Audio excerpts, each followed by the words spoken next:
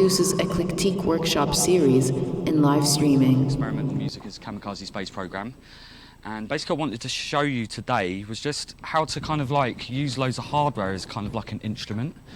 Kind of based on the principles of dub music, basically. So using the console as an instrument, effectively, and using all your gear as an instrument. So what I've got set up on my screen here, if you want to flick to Ableton. Yeah, so what I've just done here is I've just dumped all my group stems from my studio. So these are like all the drums. I have, and all the drums all going into channel 1 and 2. And then I've got all the bass going into 3 and 4. And then I've got all the lead sounds going into 5 and 6. And then all the kind of atmospheres and pads, they're all going into, was it 7 and 8. So I've got basically 4 channels, 4 group channels. And then I've got a really complex system of like aux sends and things like that. Are any of you experimenting with kind of like dub mixing techniques? Is anyone doing anything like that? Cool. I was kind of hoping there wasn't going to be too many, or else I would be in trouble. So, the idea that I've got here is quite often I'll write, I don't know if this ever happens to you, you write a tune and then you either, so for example, I don't like it, and then, you know, do you ever mix a tune, you get to the very end and you're like, actually this kind of sucks. And you've been listening to it for ages and ages and it's kind of rubbish. Well, this is a technique I use quite often to kind of take old ideas and recycle them and make them a lot more interesting. So it's like quite a hands-on approach, and sometimes I do this a lot for remixing as well, and it makes it a lot easier than having to cut up audio and resequence, and it keeps everything nice and live and on the fly. And another thing about this setup is it's quite similar to how I play live as well. The only difference is that I'm not able to like launch clips and stuff like that. It's the only difference, but the setup is pretty much the same. So and also what I'd really like is for everyone to have a go on it and have a bit of a play and get a feel for how it kind of works and how to route it and how to set it up. So as I've already explained, how I've got all my main channels. I've also put a 303 in here. I've purposely picked a 303 because it's really quite an obvious sounding instrument, and I'll show you kind of some ways to make it sound a little bit more interesting. So I've got that coming on channel 9, and I've also got one of, I'm sure, have any of you seen any of these? It picks up electromagnetic radiation, basically. Let me quickly demonstrate.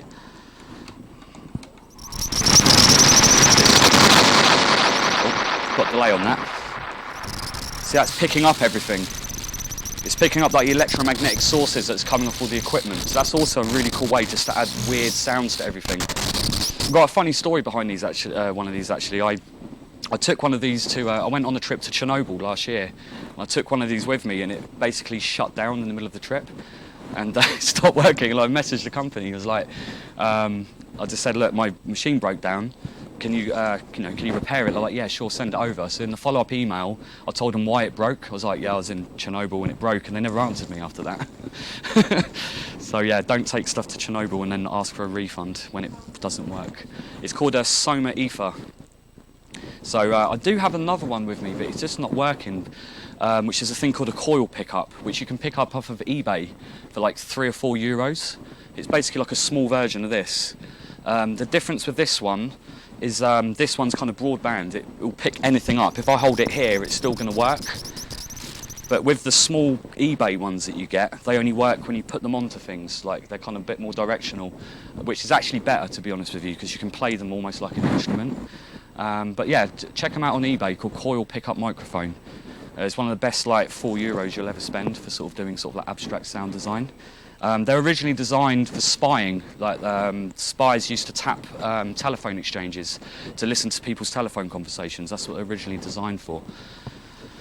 So, right, what else have I got going on here? Yeah, so I have 4 aux sends. So I've got 4 chains of effects going on. So on the first group, I've got this thing here called a Bastille Thyme. I don't know if any of you are familiar with this. It's basically a digital tape machine. So it just does, so it can do, well, it can, sounded quite good, there you go, that's experimental. So it can kind of, it can pick up, whoa, is that feeding back? what the hell's going on there?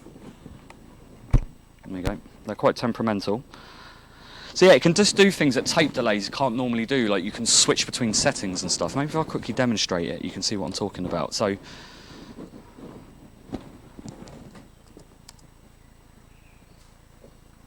let's kick that. There we go. Okay, so I'm going to bring in the thyme.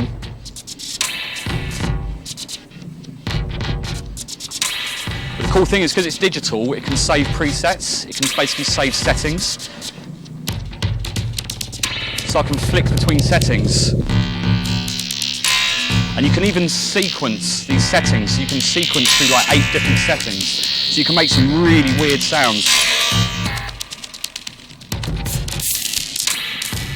The other cool thing about it is as well is every single function on it can be modulated on its own LFO. So you can imagine as you start modulating 12 different parameters, and you've got you've got 10 different modulators as well. So you can imagine you've got 10 different modulators which can be every parameter modulating all at the same time, either in sync or out of sync. So it can get pretty crazy pretty quick. And also when you slow the tape down, it turns into bit crushing. So you get like a bit crushing tape delay. But I really like it for chewing up drums. So just like putting delays on drums basically.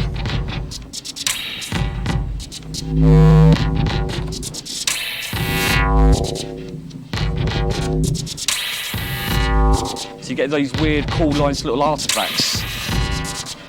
But this is the cool bit. See here, these are, if we switch to Ableton. So I've just set up these beat repeats, and what I like to do with beat repeats is I like to map them. I like to map the all the like certain parameters to a single button, so then I can just mess with them, and then you get like these really weird crushed beat repeats. Basically, I'm just massively into glitching at the moment, so you get that kind of like Autechre, Aphex Twin, Future Sound of London kind of like glitch kind of sounds. But then when you put the thyme on top of that, shouldn't put 2 on at the same time. There you go, the beat is already a lot more interesting.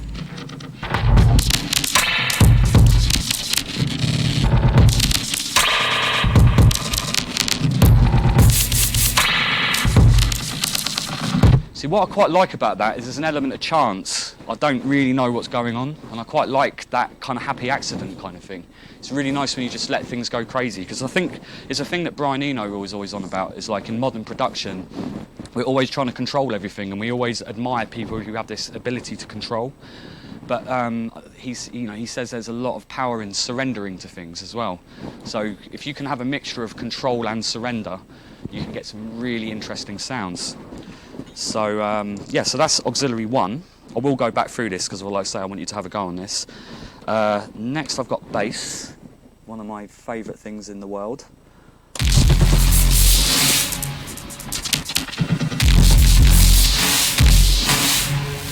So there's my bass channel.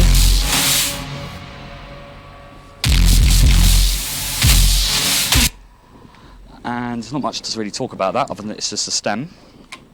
I've already talked about that, haven't I? Okay, so auxiliary 2, I've got a spring reverb. Has any of you got like a real spring reverb? Yeah, it's amazing, isn't it? It's like, the thing about a real spring is it's going to react differently every single time that you touch it. So you can't beat like a real piece of like moving metal. A plug-in can never quite emulate the randomness of what a real spring can do. So if I just put the spring on the drums. Whoa. So if you just fire little pieces of information into the spring, you get this kind of like dubby kind of effect.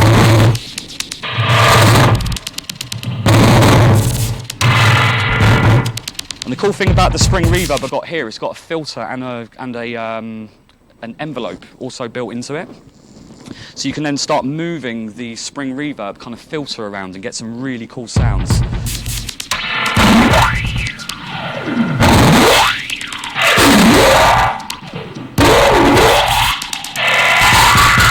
You get that kind of authentic, kind of like King Tubby style, kind of splashy kind of sound. In fact, we can actually modulate that a little bit as well. I might stick that on a square wave, and let's get that modulating a little bit, and then you get some really interesting effects that way.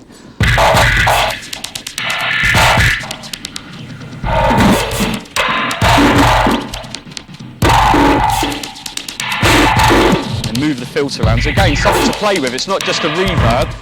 It's a reverb you can mess around with. I'll do something else with that again in a minute.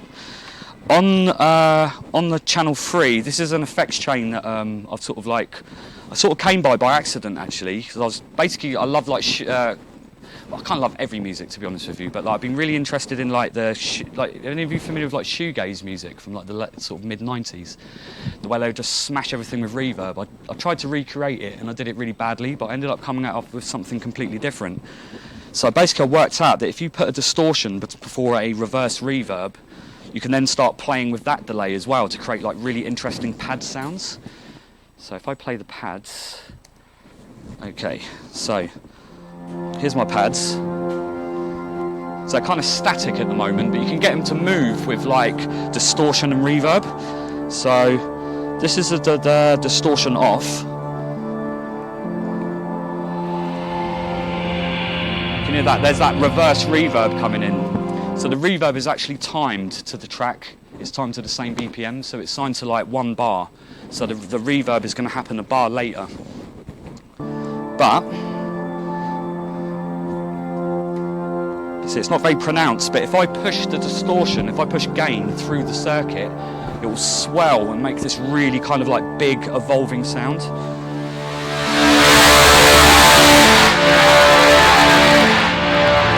Again, you're making the pads move.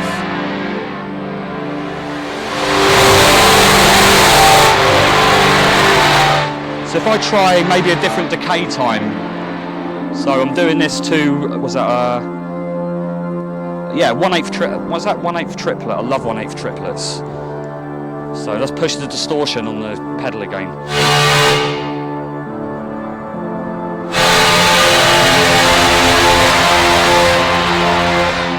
Yeah, 1/8 triplet's a bit fast actually, it needs to be a bit slower.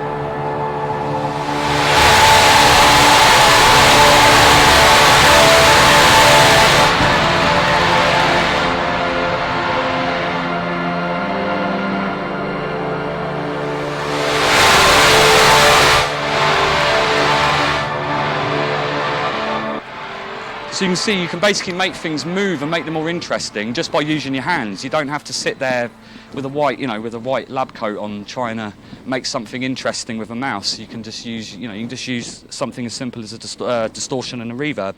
I've also put a gate in the middle of it just to kind of calm the circuit down, so that when the distortion hits, then I pull the distortion off, the gate will just shut the noise of the distortion down, then you just get that clean blast. So I love to put that on stuff, and you could also try it on the drums as well. It also has an interesting effect. Let's put some thyme on it.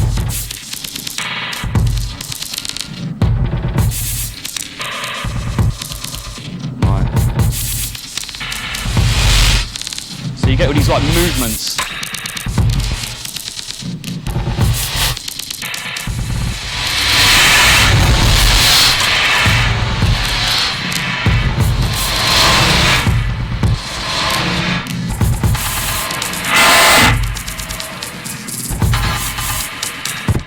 So yeah, you can, so again, you can use it across all your different instruments and create like big swells, and you can create some excitement. And then something really simple on the 4th auxiliary, just a space echo, just a classic tape delay kind of sound, which for me just never gets old. Sound checking for me is literally just playing with the space echo for about half an hour. So just get a perspective of the space echo.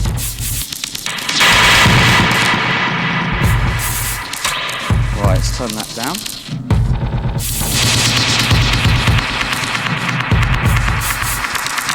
And then you can play with the pedal as well. You can play with like the feedback. You can make it go as long as you want.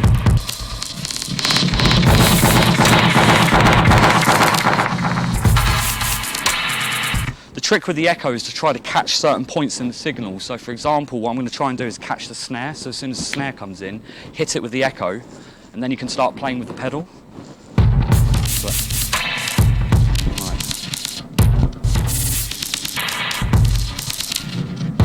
Right, the glitching isn't giving me a snare, so I'll just turn the glitching off a sec.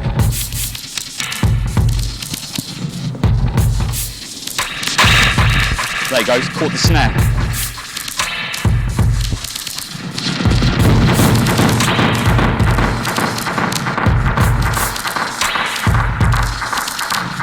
thing I love about like space echo pedals and tape delays is that there's no sync on it, and sync on delays is really boring, to be honest with you. In mixing, sync is really good because if you want to send something into the distance and you want it to gel into the track, sync is brilliant. But if you're trying to do it as a creative effect, you need it to be like out of time.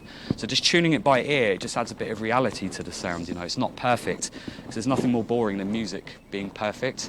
And that's the thing as well why I don't really like working fully in the box anymore, because it encourages you to work perfectly, and that's no fun. You know, you want like accidents, you want chance, you want things to be kind of sort of sloppy. So.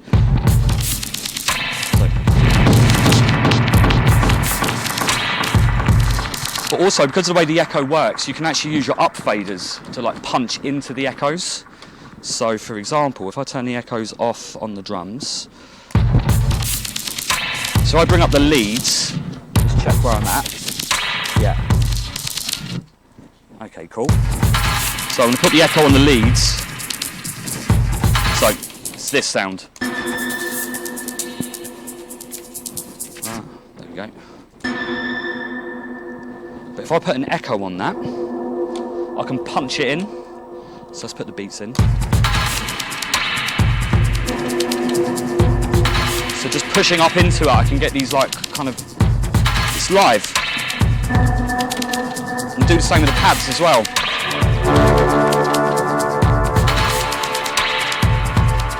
Push the feedback.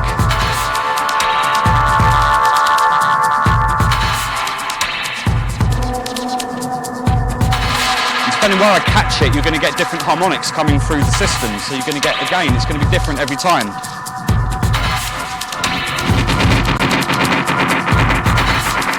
A little bit fast.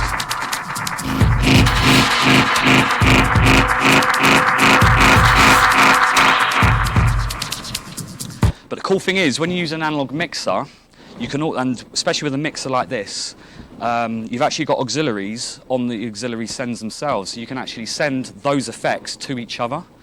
So for example, you can use feedback in a really good way. So if you shut the feedback down completely on the echo, so when I say play drums, you're only going to get a single tap.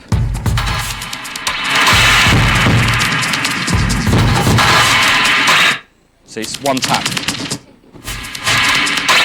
But what you can do is you can send the you can send that same, so I'm on auxiliary 4, but I'm going to use the auxiliary 4 send back in on itself. So you're actually going to get the internal feedback of the mixer, not the algorithm from like a pedal. So it becomes kind of a little bit more of an authentic sound, but you have to be very careful. So, see how that's feeding back straight away. So let's do the. It's really dirty.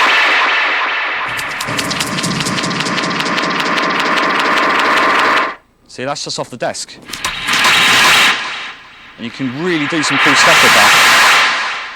If you want to be really clever, what you can do is you can sell it just over the point where it just goes completely crazy, and then you can back it off a little bit, and then you can kind of like push into the madness and then just start bringing it back down again. So again, it just adds kind of like a bit of excitement, but you've got a real analog feedback circuit going on this time. And by the way, if you've got any questions at all, just please ask at any point.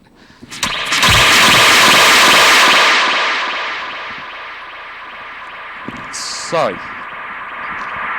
yeah, see, just go crazy with it. So, but what you can also do is add other effects on top of those effects. So it's almost like a mixing matrix. So for example, if I send, there's the spring reverb, but now I could put echo on that spring reverb.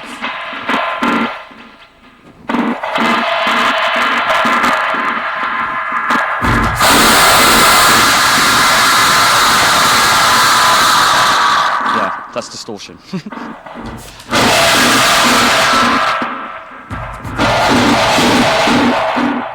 Or maybe I could put the spring reverb through the fine.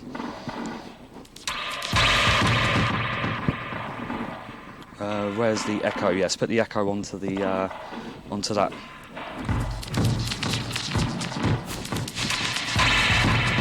Bit of distortion. Get all these like a build-up of all these like psychedelic effects. So again, it's all just done in real time. You know, you're remixing the track on the fly,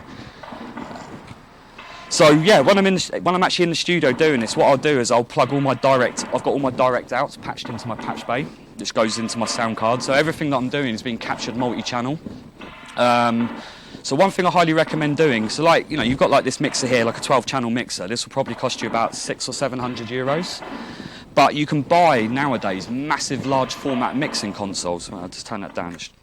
You can buy big, large format mixing consoles, like big old Soundcrafts, old Mackeys, old Soundtracks mixing desks. The best ones are the ones from the mid-90s, because they're just so fat.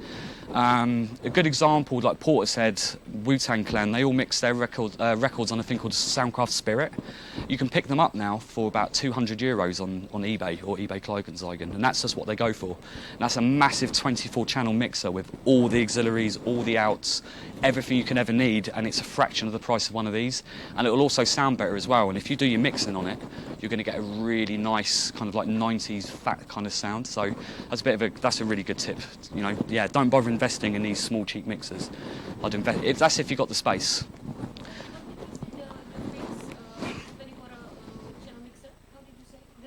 Oh, the name. Well, the brands I recommend would be Soundcraft Spirit Studios. Same as you have now? No, much bigger than this. The old ones, yeah. It would probably take up almost a good part of this table.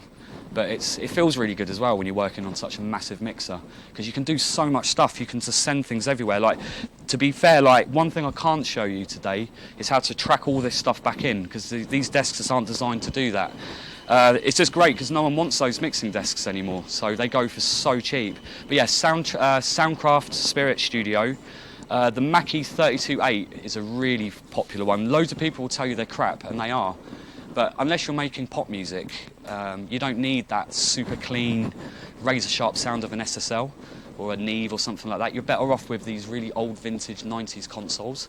But yeah, they just sound amazing. They add some dirt and some warmth and some character into the sound. But the other thing is so basically the whole idea of this is using a mixer as an instrument, but it's a bit like having more strings on your guitar or something, you just got way more power. You can route things in much more intricate ways. And they're cheap, they're a fraction of the price of these. Soundtracks Topaz is another one, which is absolutely amazing if you can find one. I'll be proper jealous if you get hold of one of them, because I'm desperate to get hold of one. But sorry?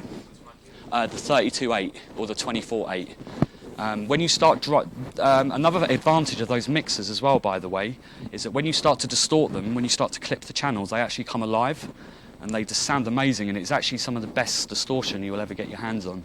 You can really saturate the signals and push things to the front, and just gives your music a sound, because at the end of the day, because I do a lot of professional mixing, that's my other job, and I'm noticing a lot of the tracks that are coming in, they all sound the same, because everyone's using the same plugins, the same presets, same reverbs. But if you start getting into a little bit of analog and you start using like large format mixing consoles, your stuff's going to sound different to everybody else. Like say in the 90s, it was really nice because everybody's studio setups were completely different. You didn't actually know what anyone used, so everybody sounded different. And now we're in a position where everybody sounds the same because a computer, like a copy of Ableton doesn't have a sound. It just produces sound, but it doesn't have a character to the sound. And that's a big part of these sort of like analog mixers. So the bigger it is, the bigger the instrument, basically. For live gigs, I just get whatever the promoter can get. Yeah. I mean, I haven't really got a favourite live mixer, really. I wish I could just take my big 24-channel with me, but that's just not possible because it's huge. My first desk that I had was an Amec Angela, which was like a Neve, basically, and I had to get rid of it in the end because I had to move house and I couldn't fit it in the new house. It was like 2 meters long. But yeah, as you can tell, I love analog mixers. So, right, what else have I got going on here? So yeah, I just want to sort of like show you how you can actually perform with this, and then I'm going to get you to have I'm going to maybe get you up in pairs or something and get you to actually have a go on it. So if I just give that a play. So there's just the raw tune, but now I can start adding effects as I'm going along. In fact, what I'm going to do is I'm going to loop it around a certain section. And this is just remixing on the fly.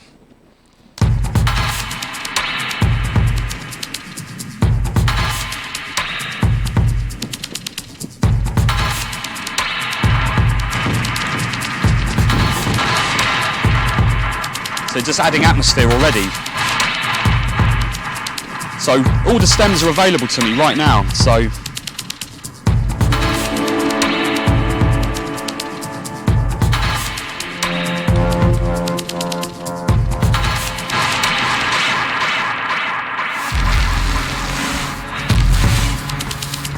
can rearrange the tune just by bringing things in and out.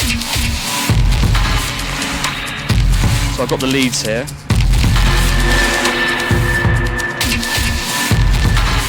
Right. Well, I've got a 303 as well.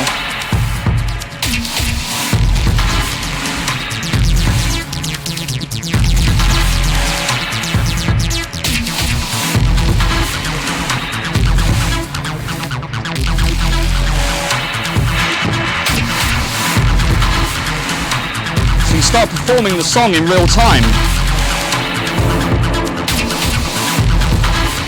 You start introducing things like this into it. I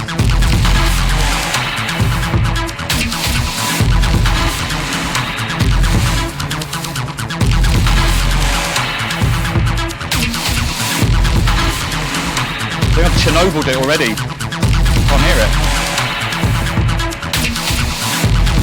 I don't know why that's not coming in.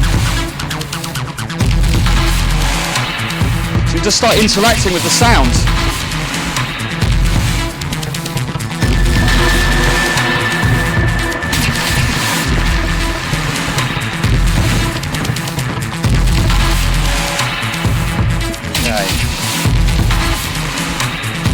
Start bringing in the glitching.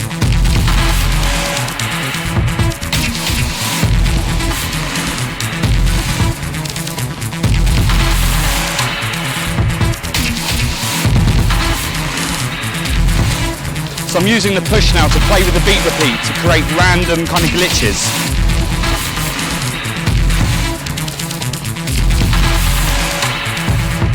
So I've got the chance control, you know, I don't know if you know about the chance control on the beat repeat. That's also a really good thing that you can use.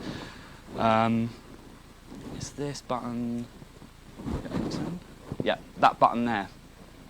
So with that, if it's shut down to 0, it's not going to do anything. If you have it on 100%, it's just going to scramble the beat.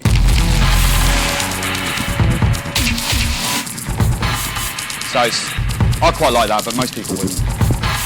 So you can basically, on the controller, you could just set the chance, and now you've got 24% chance of it creating a glitch. So again, you're adding some interest to the sounds.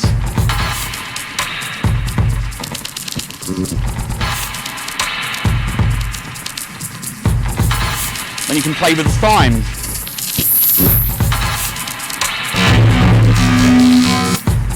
So you could do little fill-ins and stuff like that. There's another thing that's worth mentioning actually, it's really nice to work this way, is you're getting out of that, I don't know if you're doing all your sequencing inside the box, but like as humans we love patterns. We always try to arrange things in like logical blocks of like 16 and 8s and 32s. But that sounds really boring because you can predict where things are going to happen. Whereas when you do things like this, you're just going by instinct, and then you get more of a surprising kind of sound. So.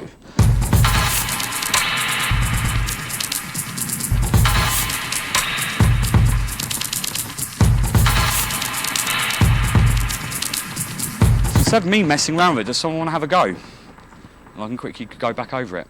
Maybe like a pair come up and have a little experiment. And if no one volunteers, I'll just pick on someone. Yeah. Cool, I don't want to have to bully people. Right, maybe one other person? If we... Probably feedback, yeah.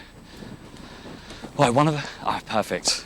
Right, so maybe we'll get someone on the effects. Okay, so as you can see, I've got everything. Oh yeah, another power tip is having tape. Mark your mixer so you know everything that's going on. So you can actually see drums, bass, leads, atmosphere. There's your 303. And see here, that's the fine, that's the glitching thing. Spring reverb.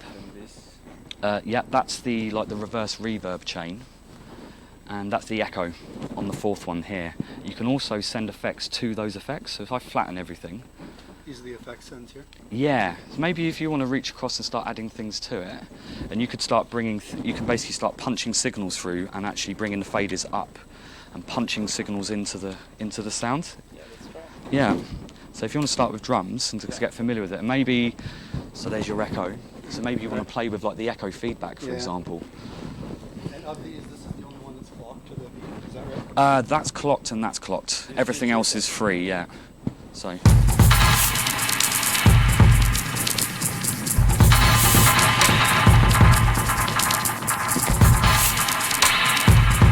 Oh yeah, and the feedback. That one there. Yeah.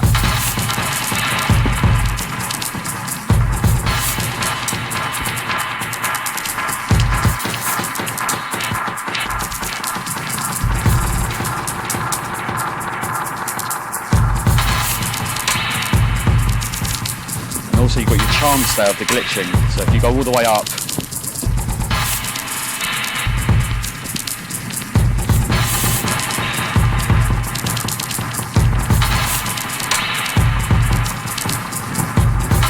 also you've got 303 here as well.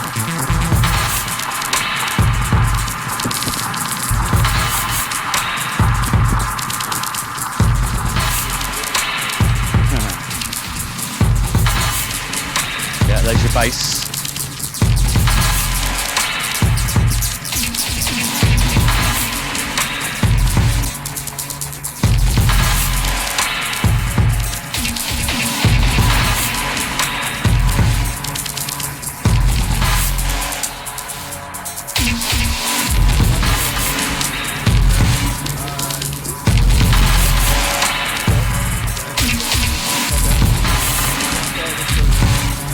Oh yeah, so if you launch all these different things, you're going to get different sounds.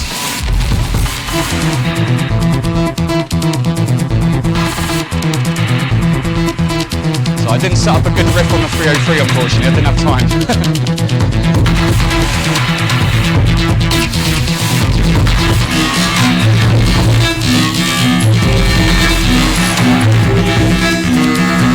If you play with this one, it's actually going to change the delay time. Yeah, and it's very sensitive. So if you get the 303. Oh yeah, that's it. So now you've got that on the 303.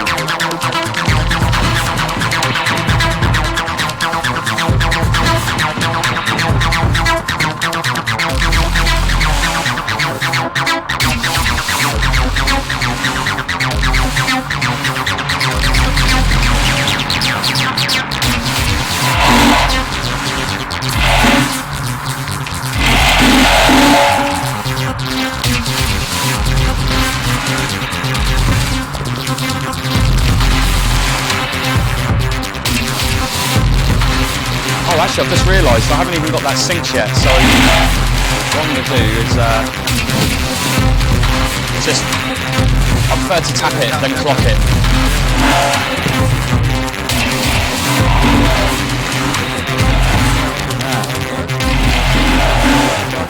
Oh, cool, yeah.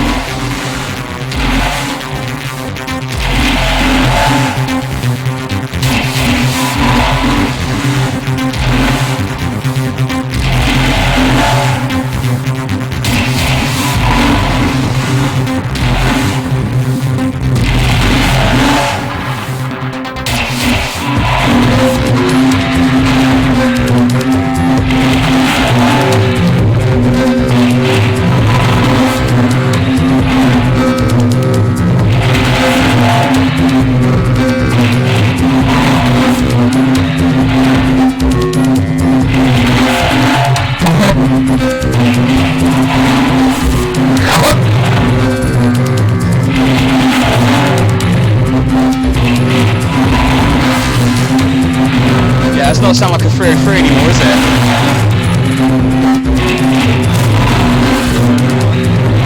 Yeah. So you can hear it's turning into something completely different. It's all done in real time. Obviously, the more you practice it, you have to do a few runs and work out what you're trying to set up, get your effects chain set up properly, and then you get something really good.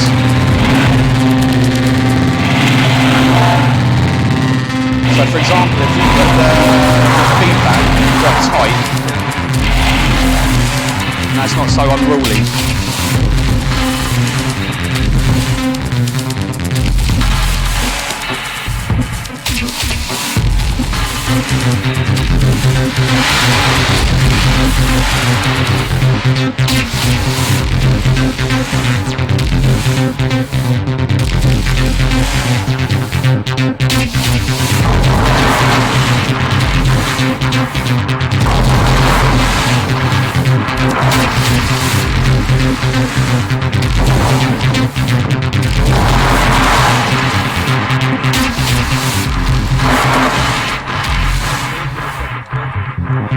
Yeah, and it's high pass one way and low pass the other.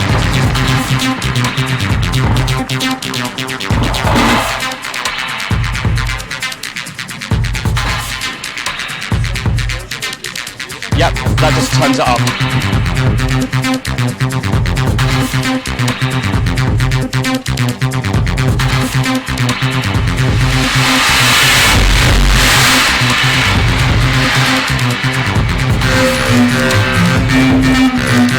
Yeah, that's come like a flanger.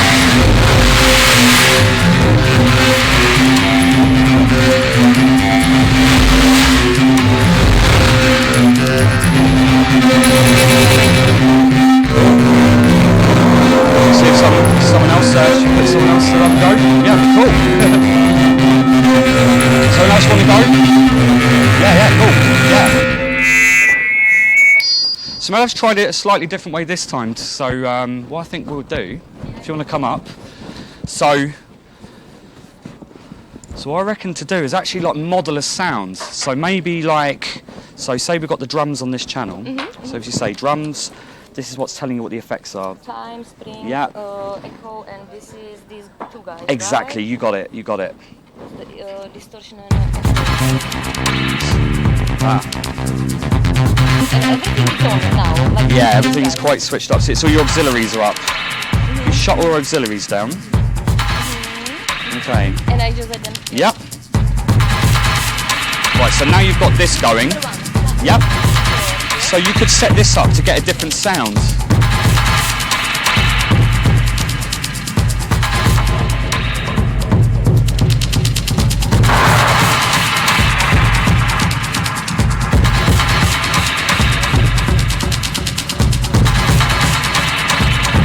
Yeah, that sounds cool.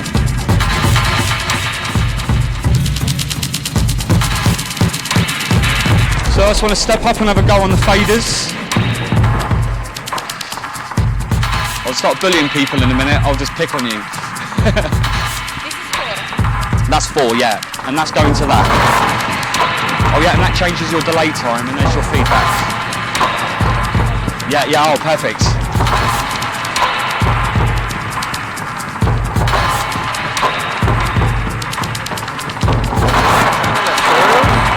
Yeah.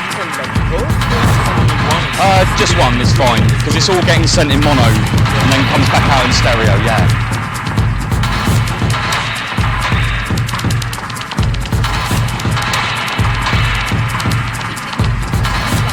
Oh yeah, the beat repeat is on here.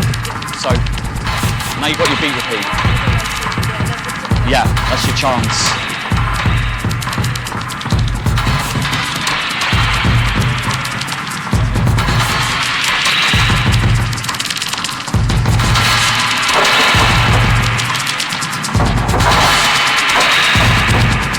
Probably psychedelic.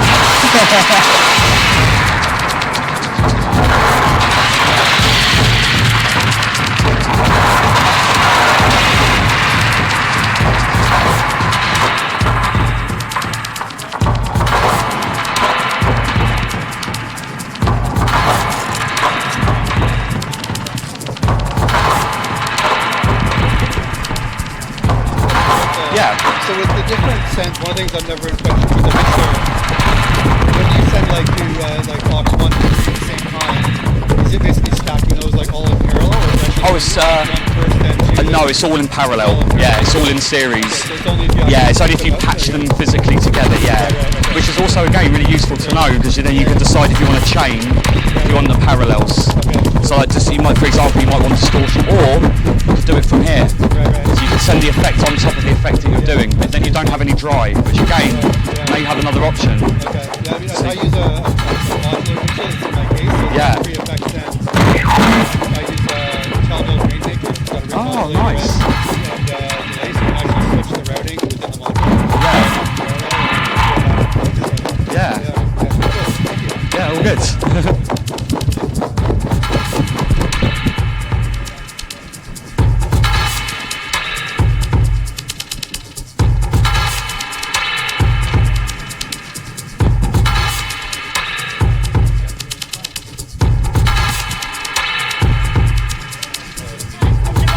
That's it, yeah. I know that Yeah. my friends Oh, put together. they're my agents. They do all my bookings and stuff. Oh, really?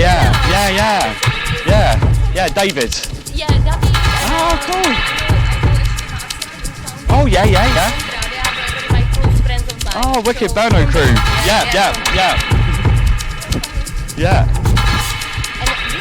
And this is the spring. That's the reverb. spring reverb, yeah. It will just go straight to it, and there's your filter.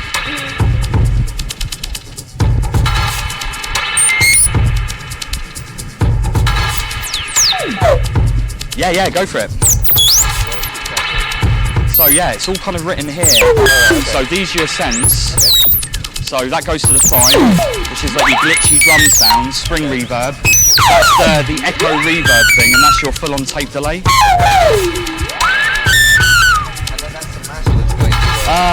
That's just the master for the effects. Right, okay. So you've got the ascend amount and how much goes back. Oh, right, okay. So this is Yeah, exactly. So if you do that and you send some echo to it, where's the spring? Yeah, so if you do that again.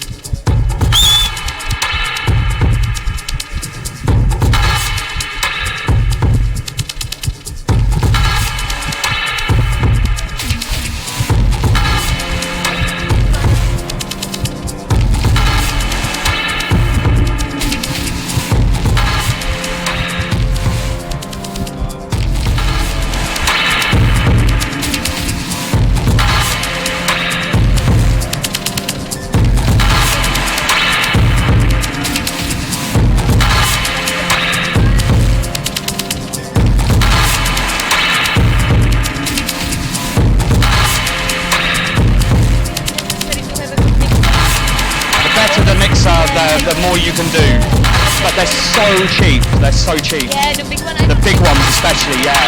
If you've got the space for it, you highly recommend it. Yep. Okay, So all right. the sends to the individual channels.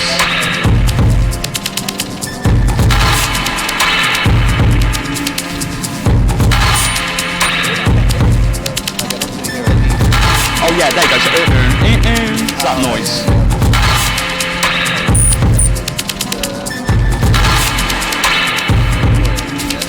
Yeah.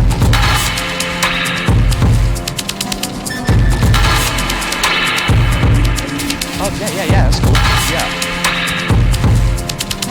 Oh, there you go. What's that, sorry? Oh, okay, cool. Oh, cool. Yeah.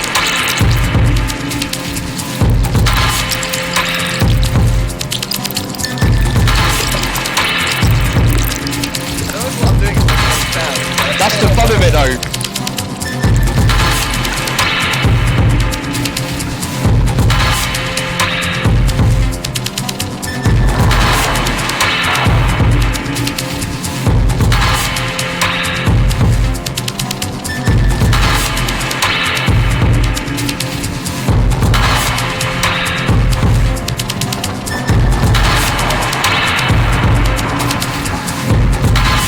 Give it another 30 seconds and then we'll bring it back to the room, yeah?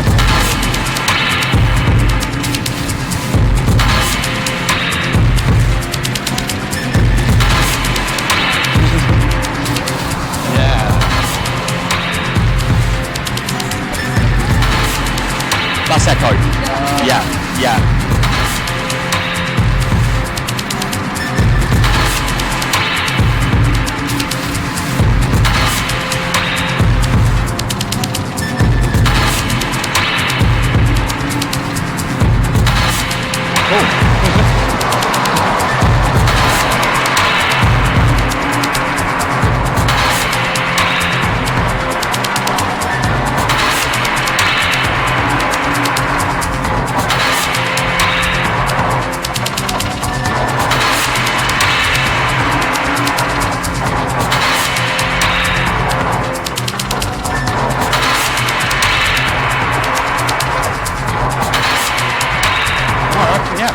Nice, all good.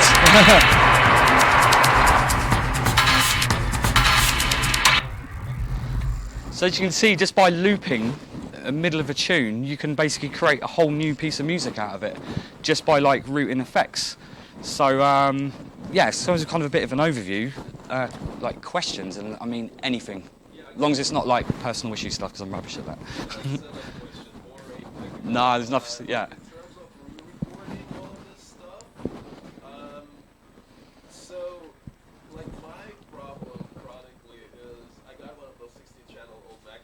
Yeah, yeah. Like a VLZ or something. Yeah. So do you usually like sum them to buses before you re-record, or do you like re-record just the effects channels? Like how do you usually work? Actually, yeah, that's a really good question and a really good point. And unfortunately, there is no easy way around it. It's basic. That's why I won't use these small consoles, because you can't separate everything. So, for example, when you use a large format mixing console, you can actually send the effects separate from the sound. So the way that I was getting around that is that I'd have to do it channel by channel.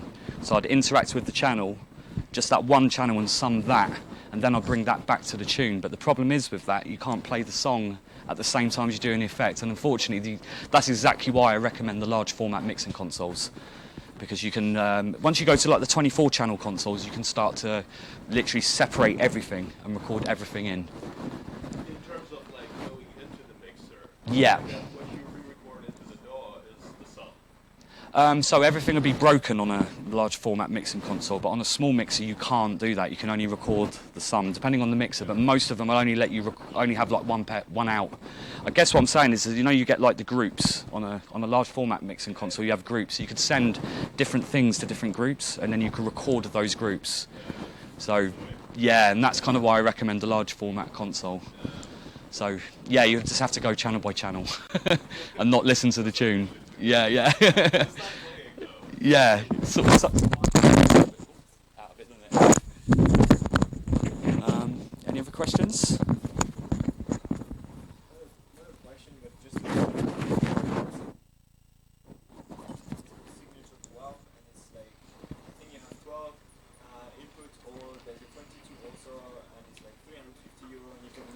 Multi-track records.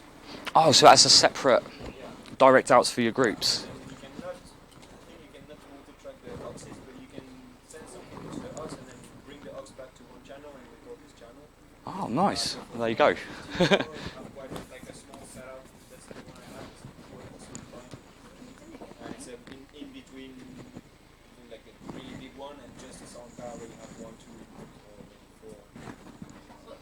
What do you think about like I ordered it like 2 years ago, so I forgot already the name. I think it was Mackie, but it was like analog and digital mixer together. What do you think about this, like the hybrids of the? Is it good or it's like? Yeah, digital. Oh, sound card with the mixer. I've never tried them, to be honest with you, but I can imagine it's good. The digital mixer, and it has included sound card. It was huge, and I think it was maybe Mackie. I forgot. That's the thing. I think it was. I had a meeting. Allen&Heat R16, by any chance? Allen&Heat R16? No, I think the mine But it was really old. I'm not sure now. Either it was allen&Heat or Mackie. There's one Mackie old one, it's called Mackie Onyx, and that's the one that has a sound card, and the allen&Heat, and then the Midas also. So I think it was the Heat But the Midas and you can Alien, have and it was separate. like really old one, maybe like 10 years yeah. or maybe even 12. Do you any? Yeah, I mean, if it works, it works. You know, if it saves you the hassle of having to, like, for example, like when I use this sound card, I have to run a load of ADAT things off of it to expand the inputs and outputs. With that, you don't have to bother with it, and you might get more routing options that way. So it could be all right, but then the inboard sound card might not be very good, and that's the thing that you might want to look out for. But then at the same time, though, we're making underground music, so like one thing that I always say, like, invest in really crap equipment. To be honest with you, I know it sounds counter, you know, because I've worked in some really big studios with really high-end equipment, and it really isn't very good for the type of music that we make. It's designed for when, you know, Taylor Swift or Ed Sheeran turns up and want a perfect guitar recording and a perfect voice recording. We want everything to malfunction and have grit. So in a way, like, try to embrace some of the crap equipment.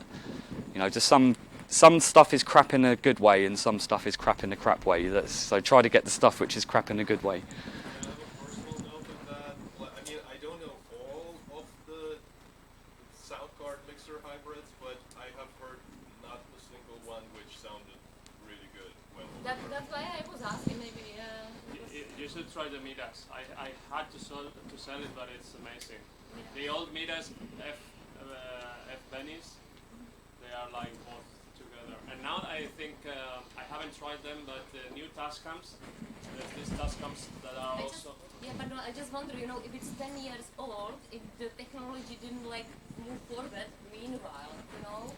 I was maybe using it like the until sound. 2 months ago. This Midas F16 pennies, it's audio card and it's super flexible because you can route all the channels inside your jaw, outside. So like also one thing you could experiment with really bad sound cards is like running them really hot. So for example, a bad sound card is going to distort really easily, but you can embrace that. So for example, when you record back in, try distorting it on the input and it can give you an amazing sound, and also distorting the mixer. I can demonstrate that now actually, so I've got to be very careful. So I'm just going to distort the drums. So have I got sound? Yeah. So okay, so I'm going to start driving the gains. And hopefully we'll start seeing some red lights. There we go. You can start hearing it breaking up. There we go. So I'm not pushing it hard, I'm just getting a bit into the red.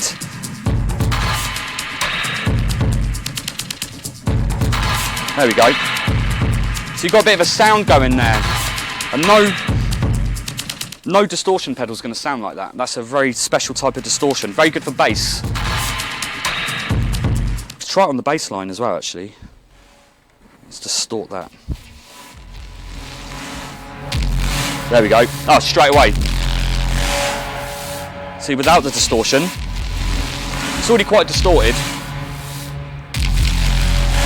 But that's really distorted. Sounds kind of good, but it's bad.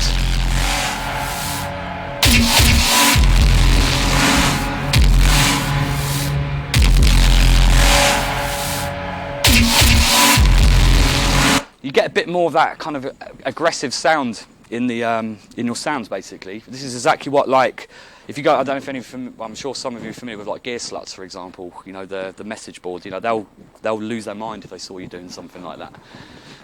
But yeah, it actually sounds good for the kind of music that we're doing. So, you know, just I think sometimes taking things out of the box, you know, taking things out of the computer and just running it through things. Because if it's got an input, it's going to distort, you know, because it can only go so loud.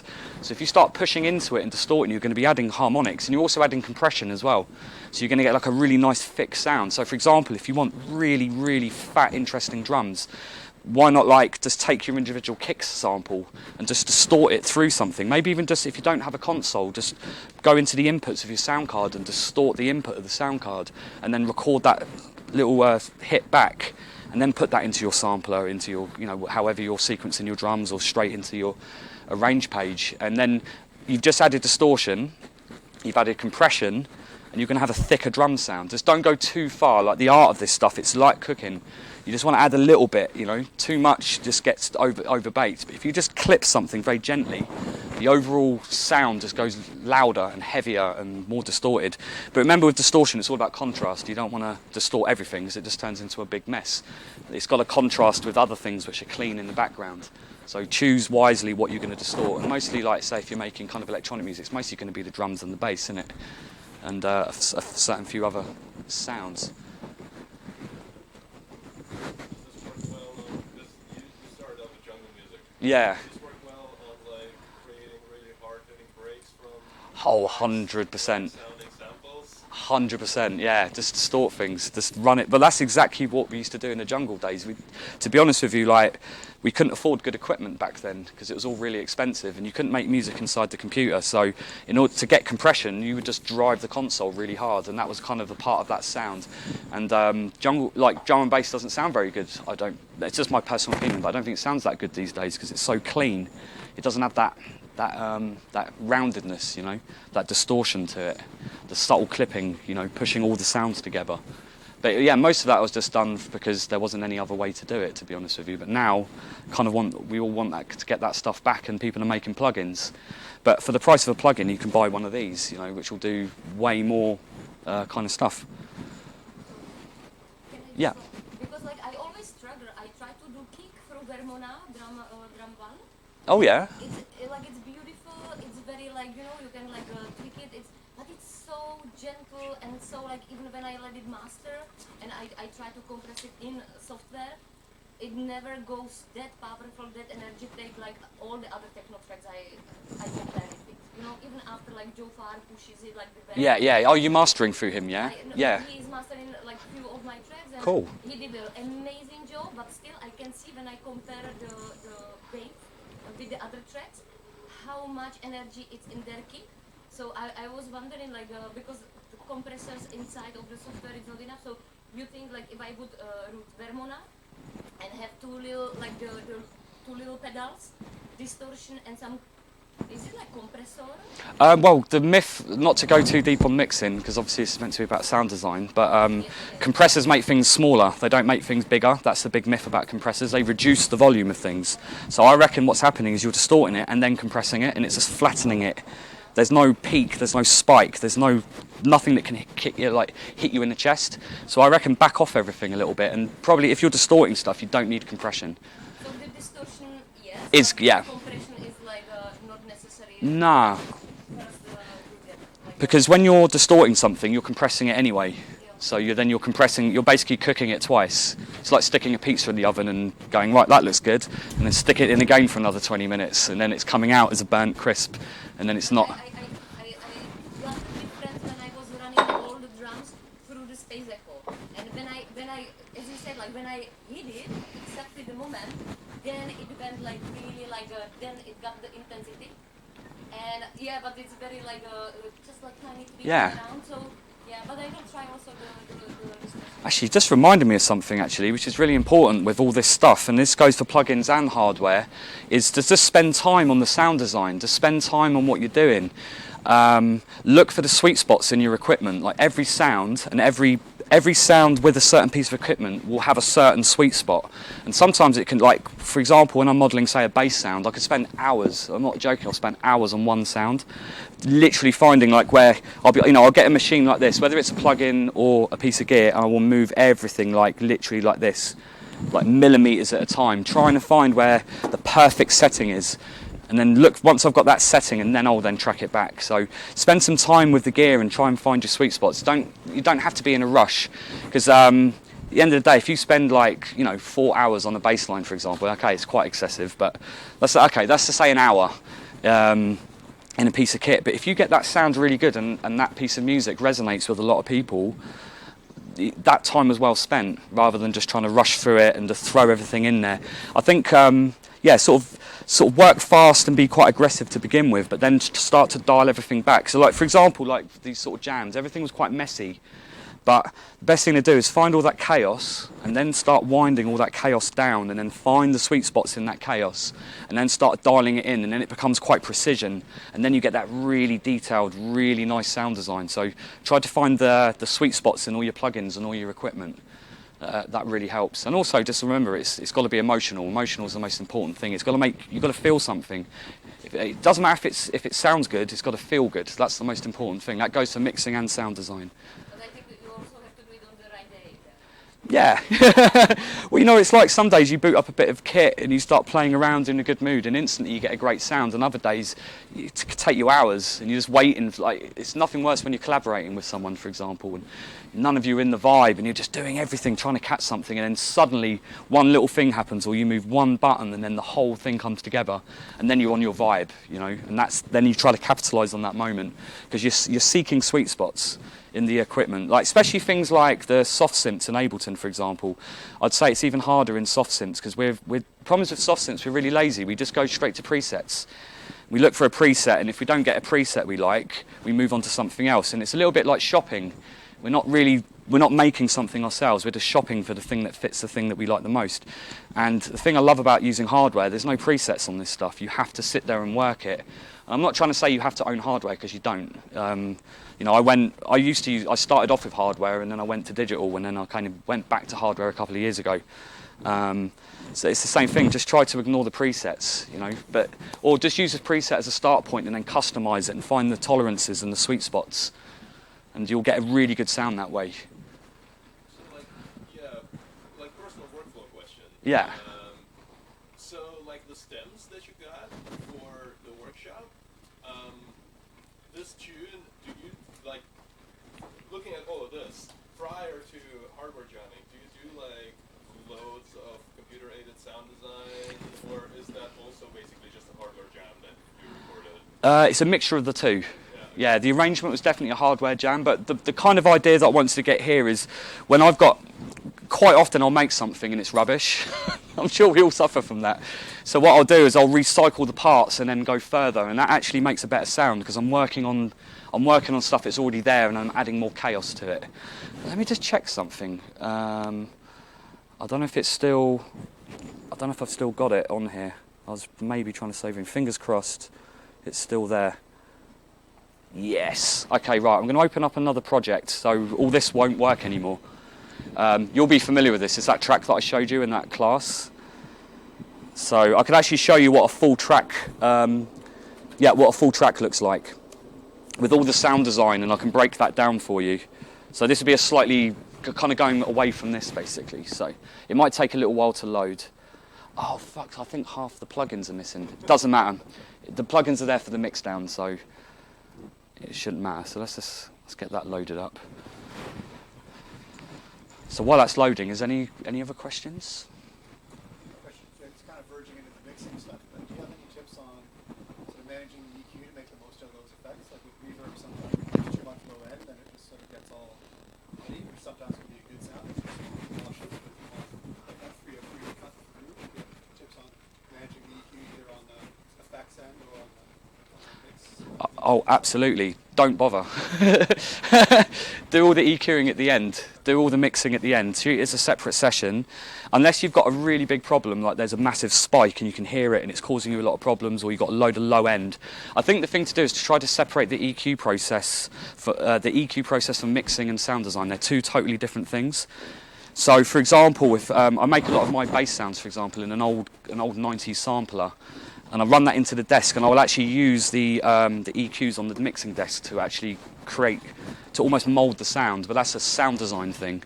If you're just trying to enhance the mid-range, what's going to happen is you'll be pushing the mid-range, but you've got no perspective. You don't know what you're pushing your mid-range against. It might already be. You never know. Your mid-range might actually be too strong, and that's a problem, and you might have to cut it. But you don't know because you're basically building an EQ on no foundation. So just leave it to the end, but just keep a mental note because it might end up being something different than you think. So basically, don't do like EQ compression or any mixing during the writing process. It's not so much. It's most of the time I perform like my sets, so I kind of do that on the fly. And sometimes I'll apply to you after the fact and sound out, but usually it's kind of doing it on the fly. I think the best thing to do is just try to actually make the sound as good as it is while you're writing it without all those tools. So like when you're actually, remember I was saying about finding sweet spots, tune the sound to be perfect. So in other words, when you have your tune prior to mixing, if you're going to play it to a friend, you want them to go, what are you on about? You don't need to mix this, it sounds mixed already. If they say that to you, that's perfect, and then you're ready to mix, because that means you've got your sound design nailed. Say for example you've got a sound that's made up of a couple of layers, like you've got the main synth and you've got a layer of white noise on the top. Getting the balances right, that's the main thing. But I would say that's a part of the sound design process. So I think the thing to do is just to separate them. It's like the mentality of approaching EQ from a sound design purpose and a mixing purpose. If it's for a mixing purpose, just leave it till later and just aim to make the sound as good as you can without those tools, and you'll get a much better sound. So it's moaning that I haven't got the plugins in there. It should sound okay though, because I think the only thing missing is EQ, funnily enough. You actually hear, it probably won't sound too bad, fingers crossed.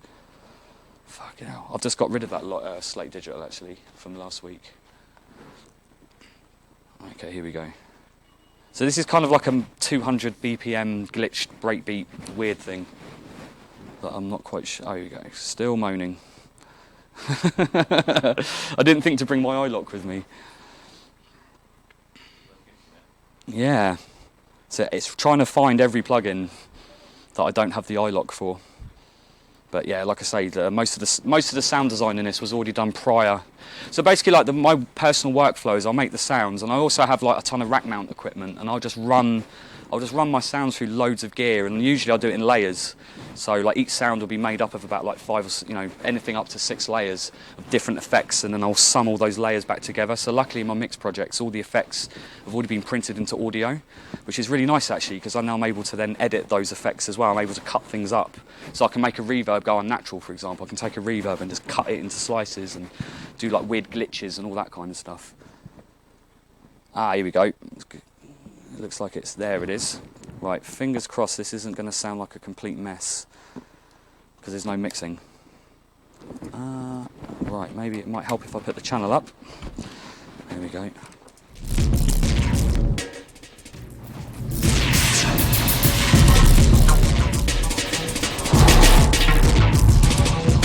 Yeah, so that's a completed project.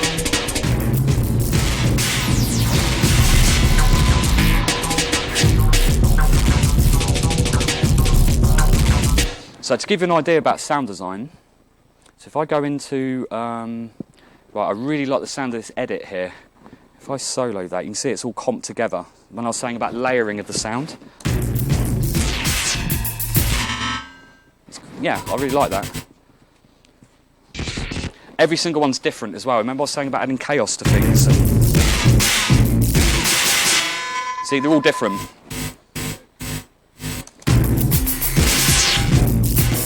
But if I break this into its component parts, you actually hear it's not as complicated as it sounds.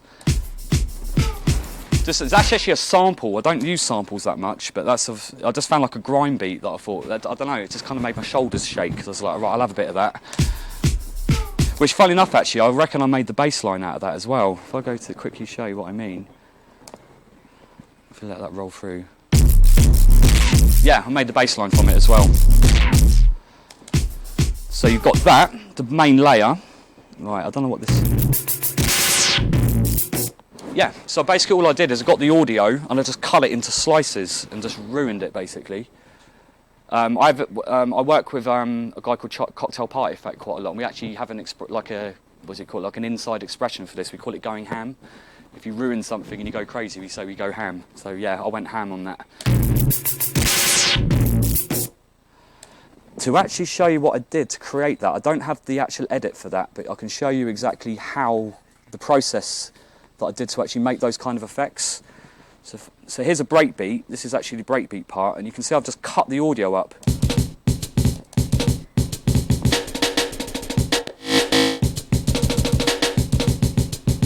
So for example, to create one of those little glitches, it's so easy. All you've got to do is zoom right in. Just copy it across, and then merge it. Oh, wrong thing. Control J. There we go. And just draw an envelope on it. So now it will have like a... You just spend an hour, just get a really strong coffee and just go at it. And just sit there. Because I remember because I wasn't very good at this glitching until it's one thing that Charlie showed me, because he's like the king of glitching. And I thought he was using some crazy plugin. And this is actually like a reoccurring thing that happens all the time.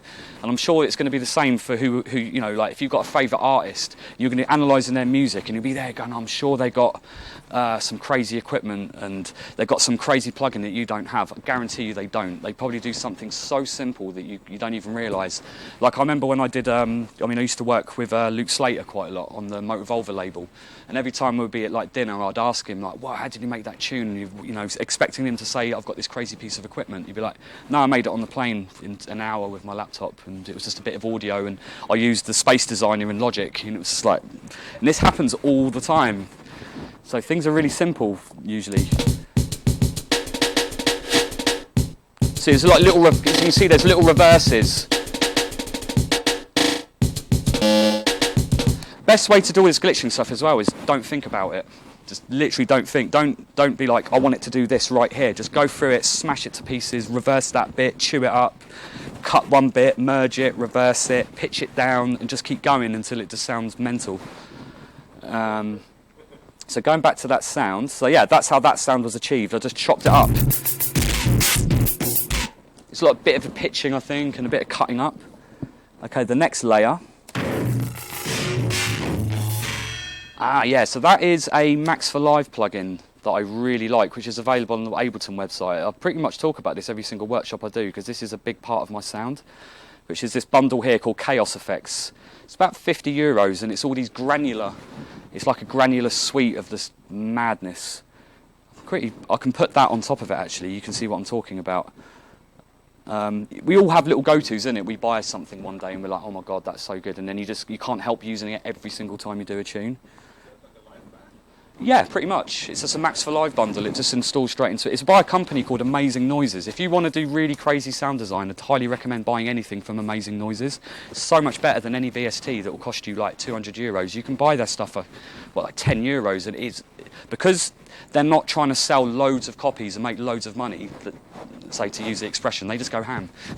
They just go crazy because they're not... it's for Max for Live, yeah, and it's he has some stuff which is officially sanctioned by Ableton, so you can only buy it through their website, but he also has some stuff which is only available on his website, which is a lot cheaper. There's a thing called Granular Lab, and it's about 20 plugins of just, it's mad. It's super cool. So if I'm actually just going to use a preset to start off with, just so you can hear what I'm talking about. It's just like a little secret weapon of mine. Let's just wait for that to load. There it is. And what I'm going to do, I'll just send... Right, where is it? There we go. Okay, send E. That's it. That's just the effect.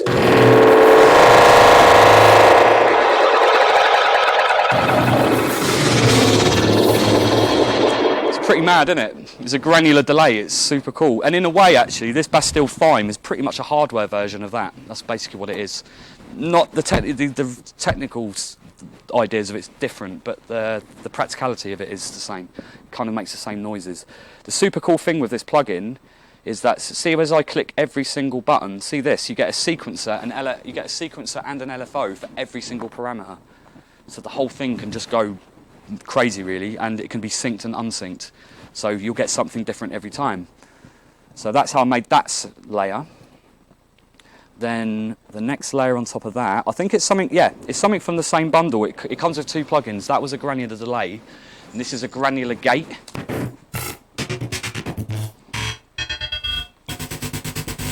And what I'll do is I'll just record the sound. I'll just run the sound through that lots of times. So every time that sound comes in, it will produce a different effect. And then I'll just cut the ones that I like the most, and then I'll apply that into the project. So again, they're all different. And then I think it's just some reverb. That's a black hole. Is anyone familiar with an Eventide black hole? Yeah, for those who don't know, it's an amazing reverb. Again, if you're into that really massive reverberant sound, it can literally make the sound of a pin drop sound like the intro to Blade Runner. It's massive. They call it like an anti-gravity reverb. It's a reverb that sounds the size of a universe. It's incredible. Yeah, it's called the Eventide black hole. And in fact, it's an algorithm from this, and you can use it as a plugin. It's really good for sound design. And it's, again, if you can get it in sale for like €50. I know I don't want to make this all about gear, because gear doesn't mean anything. It's your ideas that count. But to be fair, this is a plugin that you just don't have stock in Ableton, for example. There's nothing stock that can do what the black hole does. So yeah, let's go back through the layers.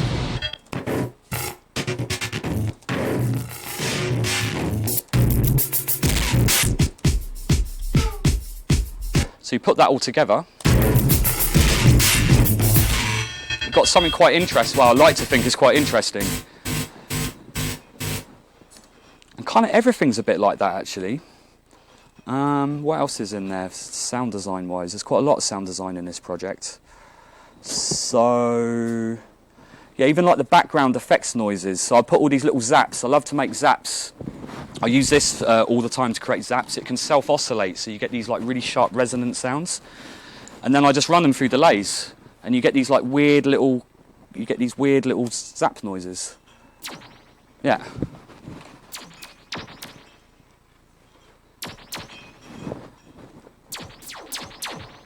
So again, I just create chaos basically, and then I go through and then edit that chaos, trying to not control it too much, trying to find a nice balance between controlling and surrender, to quote Brian Eno.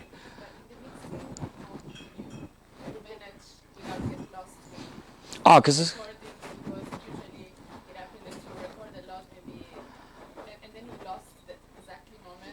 Ah, yeah. This happened quite often to me. Yeah. I'm lost. So have you any tips about that? So would you say that you end up with too much stuff going on? Exactly. Right. Maybe I lost the moment that was special in my ears. Yeah. I'm not catch it anymore. I think it goes back to that thing, create chaos, do that chaos, but then refine. Start stripping things out and making space. If you like, when you listen to this tune, for example, you'll never get two things really happening at the same time. There's always space. Like one crazy event happens and then it will go okay for a while and then another crazy event happens. So you'll have like the foundation, which keeps it all together, but it's just being a bit more rigid. So as you can see here, this was probably a huge, yeah, I've cut it up actually. Yeah, look, there you go. You can actually see the original. I don't know how well you can see it. And all I've done is cut one of them out. So what I've probably done, I've recorded an entire stem of complete chaos. And then I've gone into, if you want to flip to Ableton again. It's all good, mate. So for example, there was probably loads of these here as well. And what I did, I looked for gaps and I looked for the ones which are good and I just cut them out. And then I cut some out here. So that massive stem of chaos is now being reduced to like small events. But then, because obviously it's not mad enough ever, I added another layer underneath it with some effects. So I used the Thyme. I ran everything through the Thyme on a separate channel. Yeah, so it's like an effects return. The reason I print all the audio back is because it frees that device up, because obviously I can only use it once. I want to use it again, so I'll have to record the audio. So that's just the delay. You put them together.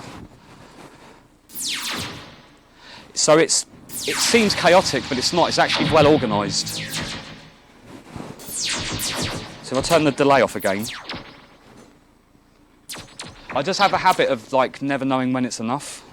But yeah, yeah, it's like I process something into madness, and then the next day I'm like, oh, I could make this crazier, and I could make this crazy. I think that goes back to the drum and bass training that I had, because that's how the big modulated bass lines were done back in the day. You would make a crazy bass sound in your EMU sampler, and then you track it back to that, and then you're like, oh, I could put it back into the EMU again, and then you twist it more, and you twist it more, and you twist it more, and after about a month, your bass line's unrecognisable. It's just this crazy modulated thing. So like, yeah, create chaos, but try to reduce it all down. So you've got like that balance of control and surrender. So if you actually listen to it for a sec, you'll see what I mean. Because there's so much chaos going on this track, but it just doesn't all happen at the same time. So for example, when you hear that drum edit, everything strips out, everything. You only get the edit.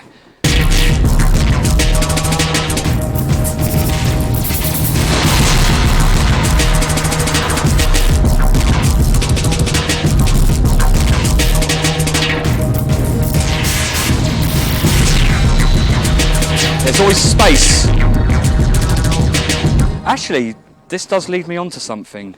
I've got to admit, with this tune, I put a 303 in it. It's just because I bought the cheap bearing of 303 in it because it was €100, and now I'm sticking it in everything, and I need to stop because I don't even like them that much, if I'm honest. But it's because I've got it, I'm using it. But I'm actually thinking, so for example, you've got this really hectic 200 BPM break that's being chopped up into craziness, but then you've also got a 200 BPM 303 in there, and it's clashing, because the thing is, you can only concentrate so much on individual sounds. So if I mute the 303, you stop listening to 303 and you actually concentrate on the drums more. So in fact, all I'm doing is taking something out, and I think it sounds better.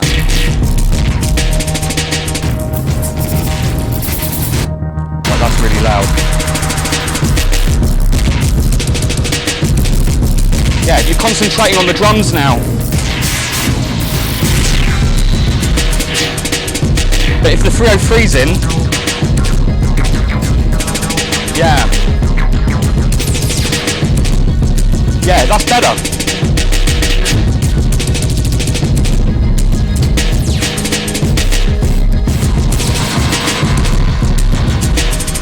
Been there for like 6 months trying to work out if I want the 303 in there or not. I think I've just made up my mind. So yeah, like making space for things. Yeah.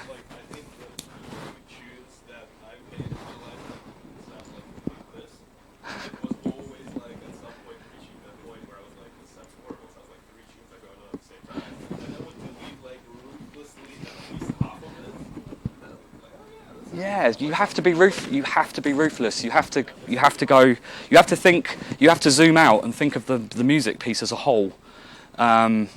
And then, you know, and be ruthless, yeah, to think about what makes the tune work. 'Cause it's very easy for us to get attached to one channel, isn't it? We're like, oh, I spent, like, imagine it's like the one channel that you spent all the time on, made it perfect, and then that one channel you mute, and then suddenly the tune comes alive, and you're like, but you want that other thing in there because you put all the work into it, but no one cares. They only care what comes out of the speakers. They don't care what you did. They don't care how technical it was. They don't care. So if it benefits the tune, it's really good to try and get a bit of distance. The best way I find with that is just getting feedback from other people, you know, like sometimes I just relinquish control completely. I'll be like, look, it's your decision, shall I keep that bit in or not? And then, yeah. I observe it on my own, and I just wanna maybe ask everybody if you also have this, like, if you play your tune, maybe for the other people like to get the feedback back, don't you feel different inside when you play, and all of a sudden you hear all the fucked up things, everything was just like, so I just practically just need somebody next to me. I'm like, yeah, and then I hear it. I'm like, oh my god, it's going to the same. I mean, I'm going to put my hand, I don't know how anyone else says, if show of hands, yeah. It's almost like you hear it through their ears, and then you don't even want to hear their answer, because you've already got the answer. You're like, actually, I don't even know now. Yeah. You get their empathy and you try to look or listen as they would with their thing. One of the best pieces of advice I got around some listeners from some of my tracks and compared piece of music to a stage play. If you ever see a play, you've got one or two lead characters and a whole bunch of supporting characters that are on stage. But he said that track sounded like I had 15 lead characters all speaking at the same time. And to me that's always been a good metaphor. Like you can have 25 characters on stage, but only one or two speaking dialogue, and it's going to be trade back and forth. So I try and keep that in mind. Oh, 100%, yeah, you can only have one lead role. And that also, again, that goes with sound design, you know, like there's certain priorities in the track, like you'll have incidental sounds which are support, then you have your main hook, but you can't have three main hooks because you can only concentrate on one thing. So you have to think about what you're trying to say. Like I really envy like one group I love, I mean, I don't know if, I'm sure some of you are probably quite familiar with, like Empty Set. I mean, it's just one sound, it's just white noise and bass. But because that sound is so good, they don't need anything else, and you're concentrated on that and that alone. You've got one lead actor. And the same thing goes for mix downs as well, like if you want a massive kick drum, well then just make sure that nothing competes with that kick drum. That kick drum is the loudest thing in your tune, and you'll never let anything get near it, and you'll just have a fat loud kick drum, because that's the focus of the track. You make, you know, yeah, so have roles in the track so it's not confused, something that's leading it. I was going to have a look in here to see if there's anything else that's giving anything away. Oh, I can't see anything. Is there any other questions? Can I just like go back to the thing you said about every set? You said Yeah. noise and bass. Yeah, white noise, bass and feedback. Yeah. That's pretty much it, yeah. Can you tell us a little bit more about feedbacks? Feedbacks. How you use it in the sound design process? Yeah, see if I can show you. Let me see if I can find it. Here we go. Right, I better shut everything down. Right. You can start using it like this technique, but also apply to other. Do you mind if I open the project that when I did in the class? Just like generating like a 20-minute. Right. Voice and then just picking like you did with the zaps, like you have a long piece of music or like noise. Oh, how you use it, you mean? Then you're just gonna select what you want. Well, to be honest, that's super easy. You just listen to what sounds good, chop it out, bung it in a folder. But to show, this is the thing that, remember we did a class in this. Is anyone familiar with no input feedback mixing? Yeah, it's a super cool technique. So basically you run an input into an output. They say you can't do it in digital, but you can. Basically you just plug the outputs of the mixer back into a channel. So what happens is the signal just keeps going backwards and backwards and backwards. And then you can then patch effects between that feedback, and it will start to generate weird things. So this is feedback in Ableton. So as you can see, there's no play button going. All I've done is send a send back on itself. So send A goes back into send A. The reason it doesn't work in digital is because digital's silent. There's no noise floor. The reason it works in analog is there's always a noise floor. There's a certain amount of noise, no matter how quiet that noise is.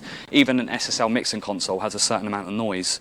But if you introduce a little bit of noise into the circuit, into the feedback loop, you just need something to kind of kick it off. Right, so I'm going to be very careful here. So what I've done, I've just put a little bit of vinyl distortion from that Ableton plugin, and that should kick it off into something. Right, I should just look at the screen actually. There it is. There. Notice the play button isn't even going. I'm just modulating an EQ. So I can now start adding effects into that, random, and just see what happens. So maybe like ring modulator, for example.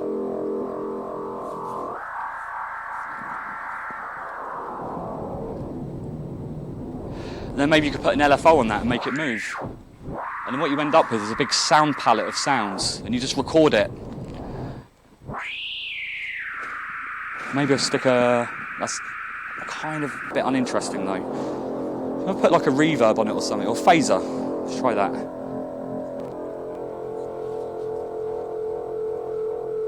There you go, it's slowly evolving. So I've just created a drone from literally nothing. You just send an auxiliary back to itself and you get a feedback loop. But I'm not sure if I'm answering the question properly. But you just record a massive chunk of audio. Like, to be honest, like, well, yeah, see, every time I touch it, it does something different. That could be a live set. I could just walk off now and leave it for an hour and be like, this is my drone set for a tonal next year. Which is, I won't lie, people do. Yeah, it's evolving. Yeah, it's just changing over time. There isn't even a play button going. And then we've still got another auxiliary going as well. Let's introduce that one.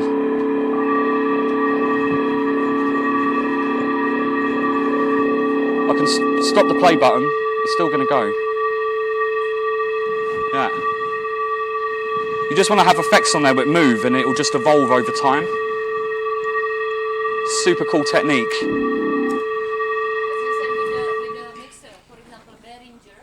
Ah, yes. My friends, they play check. It's a band who plays only 2 Behringer mixers. And they do like fucking personal. Yeah. I was about to say I've got a graveyard of Behringer mixers because, like, if you want to do this technique, don't use your nice SSL that you've got at home, your €1 million SSL. Use your, buy cheap Behringer mixers off of eBay, cost about €20, and you can just destroy them. They usually last about 6 months before you completely destroy them. Yeah, and just use your effects pedals, you know, just put the output into the input, run some distortion pedals, some reverb, anything, and it is better with hardware because you can interact with the buttons a lot more, but as you can see, you can do it in software as well. You just need to add a little bit of noise into the feedback loop and then switch it off. And then it's like pushing a boulder down a hill. You just need something to kind of get it moving. But yeah, using little cheap Behringer mixers is an amazing way of doing it. And it's so cool because even like things like pan become something different. It doesn't pan anymore. It becomes something else. And you get really cool alien sound design that way. And if you want some really, really specialized sounds, I would definitely that should be right on top of your list. No, it's called no input feedback mixing. I don't really have time to go deep on it today, and I don't want to blow up the DBS Music mixer. But yeah, get a cheap crap 2-channel Behringer mixer or 4-channel Behringer mixer and just annihilate it. If you want to be really clever as well, this is what I do quite a lot, is I actually go into the components and I'll replace the components with like different op amps, and you know, you can buy a lot of op amps off eBay for like €4 and you can replace them to ones which are wrong, and it makes the unit malfunction and then it becomes something quite unique. But usually it will only last for a certain amount of time once you've done that. So you're on limited time, but you can get really good sounds by just, like sacrificing your equipment by going at it with a soldering iron. So I totally recommend doing that. But again, don't do that with your nice Neve mixing desk. Any other questions? So I say maybe take 2 more questions. Or is this it? It's always awkward, that last question thing. You always leave it on a low, isn't it? Yeah. Oh, a boring arrangement, do you say? It's not a boardroom and all, but I don't know. Oh, yeah. You go through the arrangement process. So to make arrangements interesting, there's a thing called the dramatic arc, which is really worth learning. So if you think about a movie, movies always have a story, and music should be the same. So if you think about, like, a good example, The Karate Kid, sort of starts neutral, Dan from The Karate Kid moves to town, he's quite new, and then it goes bad. People start bullying him, he meets a girl he really likes, it doesn't work out, and it's all kind of crap, and it hits a low, and then then he meets Mr. Miyagi, and then it all starts building up. You get back to the middle point, which is usually where the 80s montage comes in, and then it ends on a high. But that's a creative arc, so it's used in movies. Romeo and Juliet is exactly the same, but it's flipped. It starts off really good, and it just descends into hell. So try to think about that when you're doing arrangements. So try to create like a story. And the way to do that is you want to create events in the music. So certain things will create tension, certain things create release. So if you want to create a movement into something, like the sense of something's coming, you want to do things which create tension. If you want to create a sense of relief, normally you'll pull things out because you get a release. So by doing that kind of stuff, you can actually create quite an interesting arrangement, because it's all different parts of the tune. It's moving through like different moods. And you can actually like plan it in your head, or you could even write it down. And the best thing that I find to do is, as you're writing the arrangement, start putting markers in places where you think something needs to happen there. Stick a marker in, and then you can come back to it later, and then you can actually like do something to it. I'm trying to remember the name of the producer. There's an amazing country music producer from Nashville. He recently collaborated with Venetian Snares, which really blew my mind. And was that, sorry? Exactly, Daniel Lavoise, yeah. Check out him. He's the boss of like arrangements. He does a thing called extractions. So what he'll do, so let's say, for the sake of argument, let's say how he does it. He gets a guitar, so say a steel guitar, and then what he'll do, he'll get it on another channel, and he'll just run it through loads of effects to create like drones out of that guitar. And then do you remember the dub mixing technique that we started with? You'd actually do that with parts of the tune. So you'll have the steel guitar, then you'll start to bring in the ambience of that guitar to create tension. Then when it flips to another part of the tune, he'll have another extraction of the same guitar with a different effect on it, and then he'll move it, he'll switch it into the other part. I wish I could write this down, because there's a great YouTube video on this guy showing you how he does it. It's called Extractions. And it's just basically taking existing material, and you can create tension and release. And it's really good, and good for arrangement. I mean, he's so good, Venetian Snares wanted to collaborate with him, and he's a country producer. So the dramatic arc, create a story, think about where your tune wants to go. For example, actually both tunes that I've played you, obviously you didn't hear the second one in its full, but my favourite dramatic arcs at the moment are literally just from 0 up, and it just doesn't stop, and then it ends without a climax, so you just kind of end going because it doesn't ever reach a peak. That's a dramatic arc. And I achieve that just by being really gentle. I just start gradually opening filters on the gear, start gently introducing new elements so it becomes more dense. Even you can see it in the waveform. The waveform, as the tune evolves, gets thicker and thicker and thicker. That's a dramatic arc. A dub thing actually, and it's just an old drum and bass trick that works every time. You pull the mid-range, the riff that you have of the tune, away halfway through, and then you introduce a little bit of fast percussion.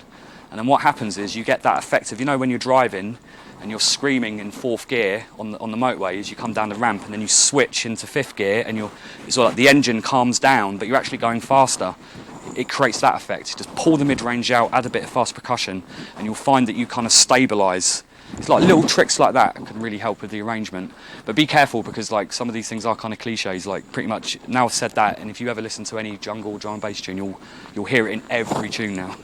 And dub do it as well. They'll pull the guitars out and introduce a new piece of percussion, and the whole tune switches gears. So yeah.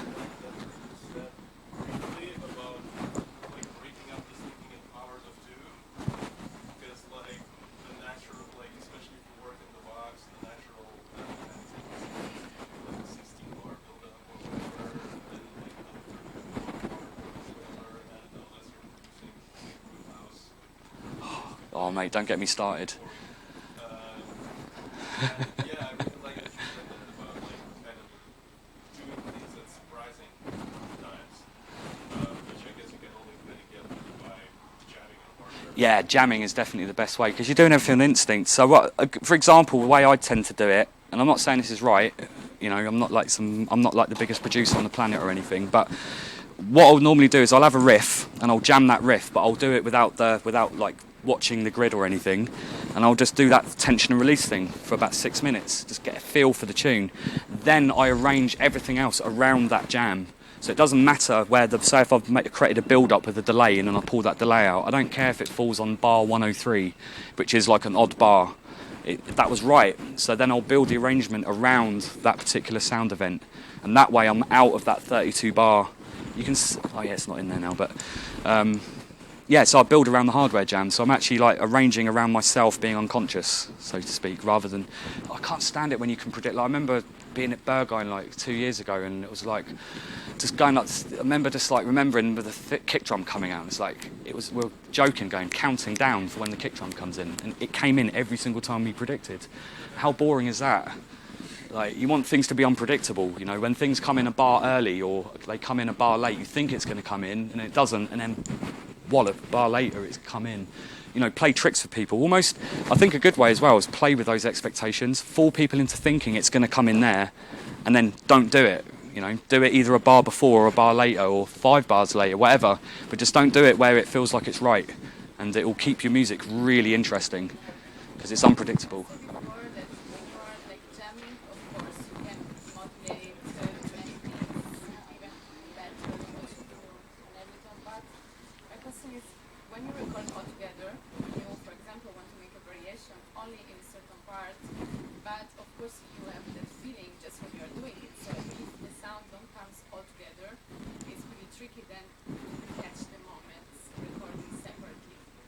I see what you're saying. I don't know if you understood what I mean. That's when you are jamming, it's one channel, so you record all together, but maybe you want just a little part of another thing. So in this case, how do you do it? I think it's okay to do it in layers. You're all right, because you can come to that. You can do that other layer later. Like one, it's almost like the first one that you do that is the jam becomes the template that everything else is built around. Yeah, like, well, it'll be all together later. Just go channel, especially if you've got like a small mixer like this. You could just go channel by channel. Just use that first one as just one by one. Even how I arrange, I'm mostly doing it one by one. I don't really go full crazy like this. I'll usually edit afterwards and cut things up. If maybe like if you did something exciting but it comes in too early, maybe just cut it up a little bit and move it along. Yeah. But the main thing is it's got to feel good. It's just got to feel good. Yeah, it's kind of, how do you explain when something feels good? That's the hard bit. It just feels good. Yeah. But working channel by channel is perfectly fine, actually. And I think that's kind of better in a way, because then you're able to dedicate yourself to that one channel and do all, because... Sometimes, you know, when I brought the sound all together, I'm losing the feeling of the groove, of the entire groove. So Yeah. some variation will happen in my mind. So I can think maybe, but yeah, I can try. Maybe try a different channel, or just try to switch up the process, or throw a different effect on there, or just anything you need to do to try and get that feeling back. But yeah, I don't know, that's a really difficult one. And to be honest with you, I suffer from that myself. Trying to capture that moment. It's almost like I work for 4 hours to get that half an hour of wow, you know, and it's unfortunate, it's just how it is. For some reason, I always found them, you know, like the technique, like channel. I do a lot of like jamming, and then I always like jam to the part which is already recorded and so on. But I always run it through the hardware, and because of the mixer has not too many channels, I have to, as well as you, record everything in one, and then I end up with like 4 instruments in one line only, and to do anything out of it, it's really complicated. Everything's summed. Yeah, but what you say, like line by line, I always kind of avoid this because I thought that some of the machines are analog, like the drum machine. So I was thinking that it has to have the juice inside, the electricity running all together. And if I just like jam on the pre-recorded, it's not gonna be, you know, the kind of the same look. Yeah. Yeah, because like sometimes the drum machine really reacts on the other stuff, and I have it also triggered by chord. So I'm playing the chord, it triggers the drum machine, you know, like everything, it's kind of like, it's like an ocean. Yeah, everything's moving together. Yeah, and then that's why I never went for like recording one line, like the drum line, and then go for another one. Because like on the drum machine, everything gets connected. So now I'm thinking like, for me it was always I need a bigger mixer to line up everything. So when I do a mistake or something I don't like in the moment, I can go back. But I will Yeah. try on the gem. But, I think it comes back down to that thing again of saying starting chaotic and then refine. You know, get the chaos. The good thing about the chaos is it has the emotion. Then you can go through and refine it, but just don't refine it so much that you lose the emotion. You're trying to get that fine line between it's working emotionally and it's not so chaotic that it's. And yeah, try that approach. You know, go in there and get chaotic, get that feeling, but then work out what's not needed and pull that stuff out and try to control it a little bit more. But yeah, again, like the thing is, when it comes to workflow arrangements, I think there's 1,000 different ways to do it, and it's just trying to remember. Sorry. The melodic part or the part.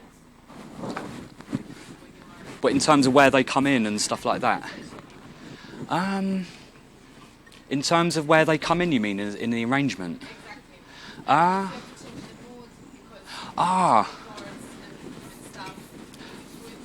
Literally experimenting, just trying different possibilities, and when you catch something you really like, go, yeah, capture that moment. Yeah, I really wish that if that was sold as a potion, I would be the first person in line to have it. It's just experimenting. Some days it happens in 10 minutes, other days it happens next week. Yeah, more often than not for me it happens next week.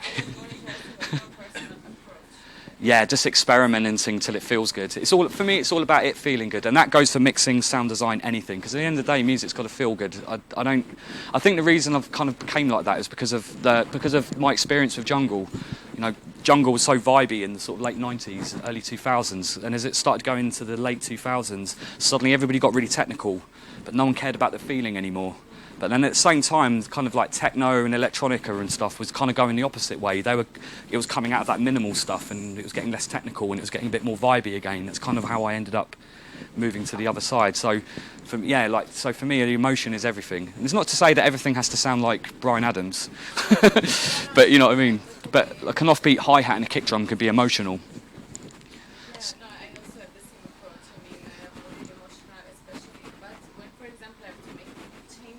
Yeah. Sometimes I get stuck because maybe I have different parts, but I cannot really. Dramatic arc. Think of the dramatic arc. So that place that you think something needs to go from, you got ABC. Yeah, you got ABC. You're on A, it's good. You want to get to C, and B's not working. Stick a marker on it, and then you can experiment with how to get that section to come in better.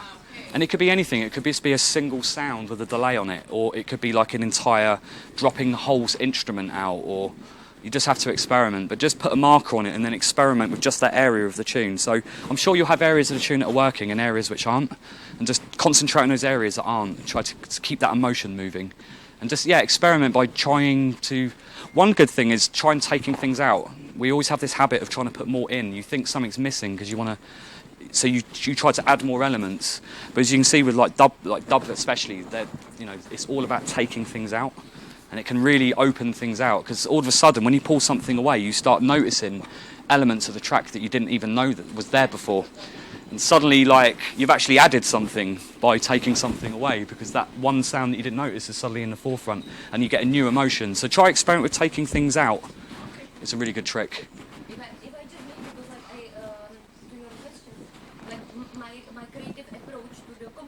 I call it composition within that short 5, 6, 7 minutes.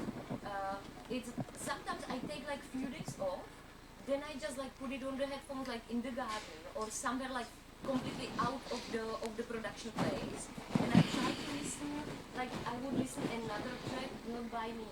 And in that moment, what I meant was at the moment when you have to change the emotional mood, it's not about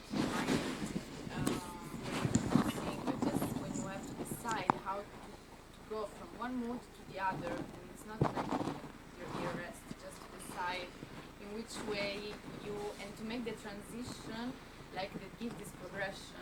And sometimes maybe it's important, because I never thought maybe to take one segment and work on the taking out. Yeah, just take it away, or it didn't even take away, filter it down maybe soften it.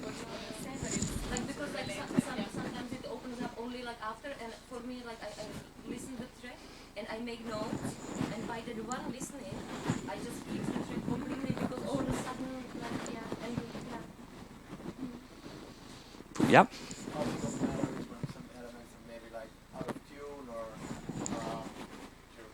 you think about, like, for example, sometimes I make a track and it's like, oh yeah, the melody's nice, but it's like out of tune, or like Ah, yeah, that, yeah. yeah, there's like sometimes it's on scale, you know, like I'm not like particularly like a musician, but so I can maybe understand that, I can hear that for sure, but I don't maybe I try to like move the transpose or something like that, and it doesn't sound still right. So would you mean in a sense of like you've tried every option, you're backed in a corner and you've got no way out? Would you say? To me, like, for example, it sounds good, but then like Put well, okay. So this isn't. I know, like, oh, it doesn't really matter. Harmonies and disharmonies are also very subjective, I would say, with, Yeah, I with the mean, time. like, Like it's something that you play or that you just and then try to fit something Exactly. that you Yeah. okay. For example, like, the tones are not. Well, if you're backed in a, like I would say, if you're backed in a corner and there's absolutely no way out of it, you can't re-record the part, you're stuck. It's just stick tons of reverb on everything, and yeah, seriously, just create a big wall of, because basically then all the reverb, send multiple channels to that reverb and stick it in the back, and then what happens is all that reverb fuses into a big mulching chord, and then it almost kind of like, how can you put it? It's like when you take the contrast off something. Yeah, like it loses focus. You know, when a camera's not in focus, it sort of comes off focus. Then all those little inconsistencies. I learned that from shoegaze music, actually. Like Kevin Shields, he does a trick when he plays a guitar where he's consistently out of tune on the whammy bar. And what he does, he pitch bends into the tunes, and he's basically permanently out of tune. But the way he gets away with it is that he just puts tons of reverb on everything. So it just smears it. But like I'm saying, that's maybe not ideal if you've got quite a dry tune, but it's just something to try if you're really stuck in a corner. Jeff Mills does it all the time. He just puts tons of reverb on his pads, so if he plays one wrong note, it just kind of almost adds to the soup, and it almost becomes kind of a character. I'm not saying it's like the best, it's definitely the nuclear option, but yeah, put tons of reverb on. Just send multiple instruments to this one massive reverb and you'll smear it all together, and then it just softens the edges and things will start to blend a bit better. But it will change the vibe of your tune completely. But that's if you're in real trouble. Other than that, other than just using your ear and trying to tune things, but yeah. or don't even worry about it and just tell them to shut up. Tell them to listen to Frank Zappa and then come back. Yeah. Yeah. Like, oh, it's out of tune, but well, in techno it's fine. Yeah. So it's like, I was like, yeah, but why would you say that? Yeah, just say listen to Frank Zappa for a week and then come back and then tell me if it sounds in key or not. Well, maybe that's a good place to wind down this, unless there's one more question. Or yeah.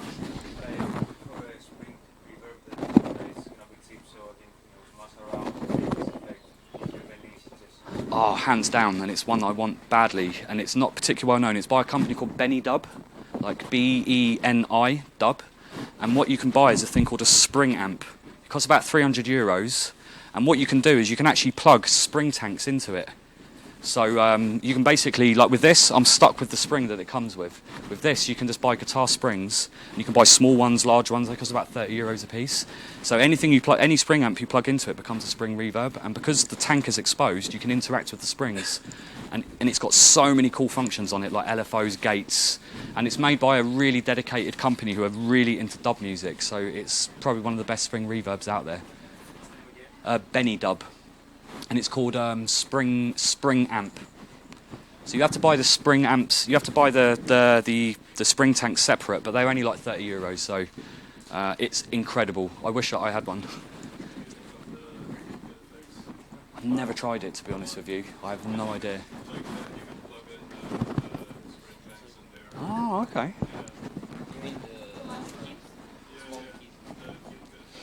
And with that Benidub thing as well, there's only one company that sells it. It's one record shop in the UK somewhere. It's just the only shop you can buy it. It's literally like you won't go to Thoman and you won't find it. It's made by real like enthusiasts, but it's hands down the best spring reverb ever. Because it sounds like you want something you want to interact with in it. And yeah, it'll cost, like whole kit will cost you like €350. So type in Benidub spring amp and yeah, see like 2 links up here. Can I just like have like just like I'm wondering about like your studio. Do you have like a lot of? Do you prefer like to have like filters and or you have also like scenes and. Oh yeah, I've got my my studio's pretty big. I've got a massive mixing console. I've got loads of rack mount gear. I've got tons of outboard compressors. I had a bit of a habit a year ago of buying outboard compressors. It's a bit of a bad habit that I've got. Loads of outboard EQ, loads of 90s effects reverb units, all of the pedals. I'm quite limited on my sound design sources actually. I like to keep that quite limited. I've only got 2 synths, which is like MS-20 and the 303, which I need to stop using because it's getting a bit much. And EMU sampler. That's that's the heartbeat of my whole studio. Is the old EMU.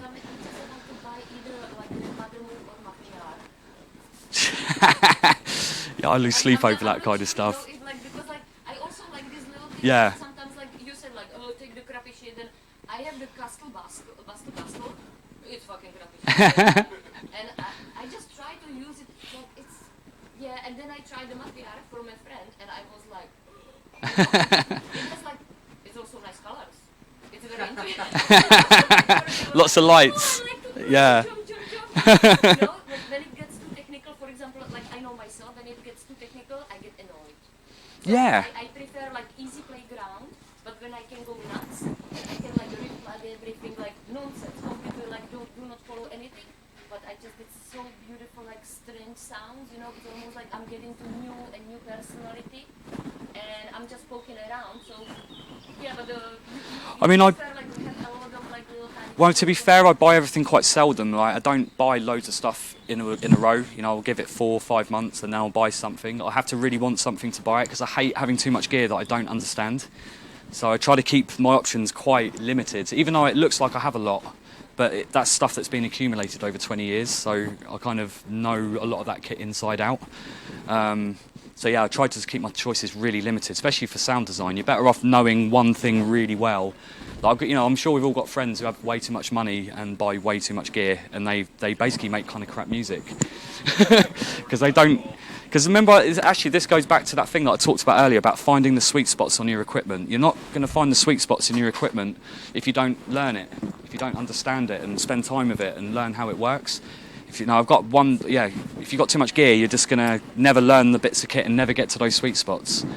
You know, that's why, like, for my sound design choices, I only work with 4 sound producing options, yeah, and that's it.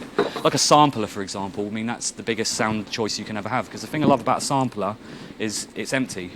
You know, it literally says, I've got 16 channels, what do you want to do? And I quite like that. So these days I'm more into actually just creating experiments, if I'm honest with you. Like a classic trick that I like to do for distortion is that I like to get a guitar amp speaker, wrap it in tin foil, and put pasta on the top of it. And then run sounds through it, and you hear that the pasta the tin foil vibrates and makes this metallic kind of noise, and then you get this pasta and it vibrates off of the foil, and then you can then mix that in onto your original signal, stuff like that. Like, what was I watching? It was a Prince Jammy like lecture that I watched, and it blew my mind.